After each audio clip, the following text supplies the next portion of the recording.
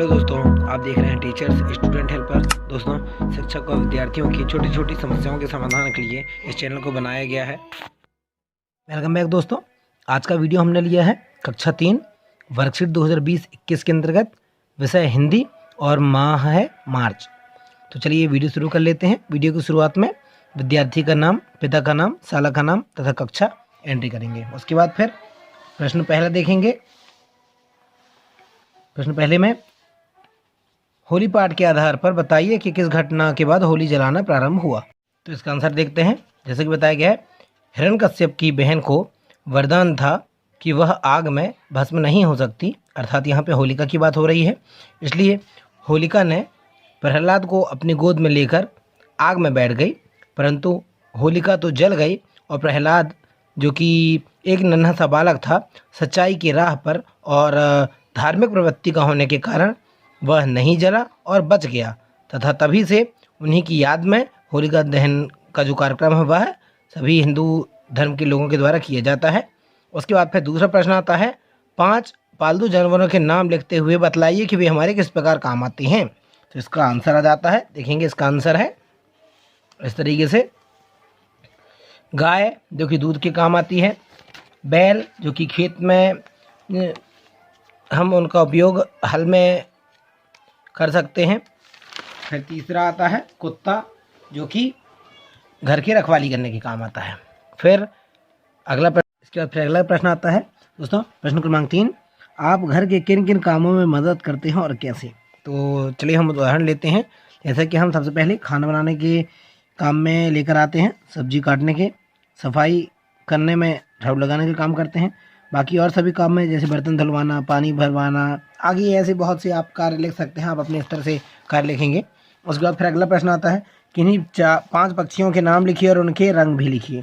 तो पक्षियों का रंग हमें लिखना है, जैसे कि कौवा काला होता है, कोयल काला कलर, जो तोता रहता है वह सफ़ेद, तोता जो रहता है वह हरा, और कबूतर जो रहता है वह सफ़ेद। इसी तरीके से एक आप लिखेंगे, जो भी आप पक्षियों के नाम लिखना हो। आप यहाँ पर गौरैया चिड़िया का कलर लिख सकते हैं, तो आप कलर लिख देंगे। इसके बाद फिर और भी ऐसे बहुत सारे लिख सकते हैं। उसके बाद फिर 5वां प्रश्न आता है, पेड़ पौधों से हमें क्या क्या प्राप्त होता है। तो पेड़ पौधों से हमें निम्न चीज़ें प्राप्त होती हैं, जैसे लकड़ी, फूल, फल, सब्जियाँ। इसमें आप और भी लिख सकते हैं, जैसा कि वनस्पति लिख सकते हैं और औषधि लिख सकते हैं, और भी ऐसी बहुत सारी चीज़ें लिख सकते हैं। इसके बाद फिर प्रश्न आता है प्रश्न क्रमांक 6, अपनी पाठ्यपुस्तक की कविता छोटी सी प्याऊ जल का महत्व बताया गया है। तो इस प्रकार से जल स्रोतों के बारे में हमें लिखना है। तो यहाँ पे हमें जल स्रोत लिखना है, जैसा कि इसमें लिखा गया है नदी, और उसका क्षेत्र बनाया गया है। यहाँ पे नदी का क्षेत्र बनाया गया है।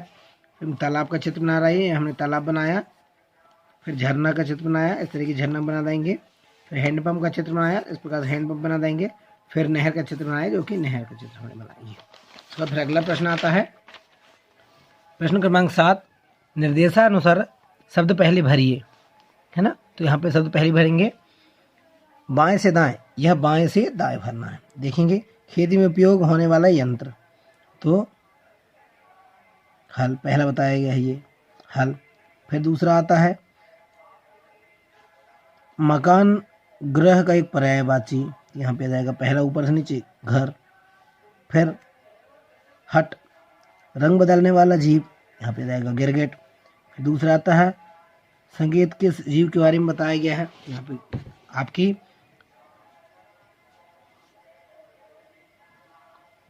भाषा भारती पाठ 4 में किस जीव के बारे में बताया गया है। तो यहाँ पे आएगा 2 ऊपर से नीचे, ये गिलहरी के बारे में बताया गया है।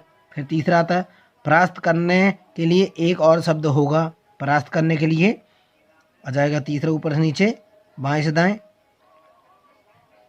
तीसरा हराना, ये जाएगा हराना। फिर अगला प्रश्न आता है प्रश्न क्रमांक 3, शब्द उठना, शब्द का विलोम, यहाँ पे जाएगा ये गिरना।